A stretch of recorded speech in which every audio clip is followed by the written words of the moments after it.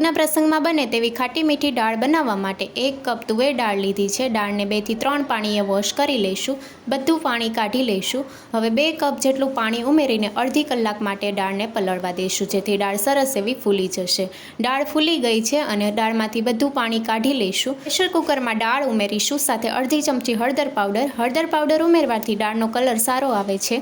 3 cup પાણી ઉમેરશું અને pressure કુકરનું ઢાંકણ બંધ કરીને મીડિયમ ગેસની ફ્લેમ ઉપર 4 થી 5 વિસલ કરી લઈશું। દાળ બફાય છે ત્યાં સુધી આંબલીનો પલ્પ તૈયાર કરી લઈશું। 2 ચમચી આંબલી સાથે અડધો કપ પાણી ઉમેરવાનું છે। પાણી ગરમ લેવાનું છે અને 15 મિનિટ માટે પલળવા દઈશું। આંબલી પલળી જાય પછી મિક્સર જારમાં આ રીતે પેસ્ટ તૈયાર કરી લઈશું। હવે ગળણીની મદદથી ગાળી લેવાનું, જેથી સ્મૂથ પલ્પ તૈયાર થશે।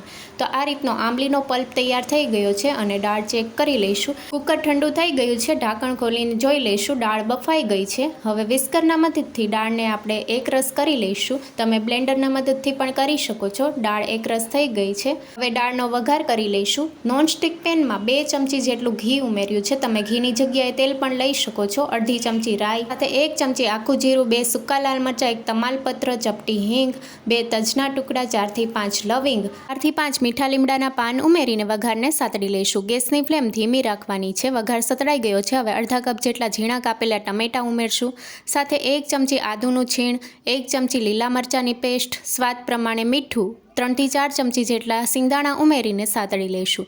ટમેટા સોફ્ટ થાય ત્યાં સુધી થવા દઈશું। ટમેટા સોફ્ટ થઈ ગયા છે। હવે મસાલા ઉમેરશું।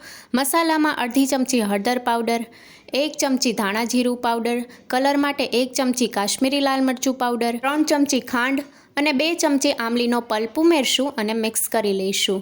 તો બધા જ મસાલા મિક્સ થઈ ગયા છે। હવે બાફેલી દાળ ઉમેરવાની છે। તો આ સમયે આપણે દાળમાં પાણી નથી હજી ઉમેર્યું, પહેલાં મિક્સ કરી લઈશું। અને હવે દાળ મિક્સ થઈ ગઈ છે, તો હવે આપણે પાણી ઉમેરશું।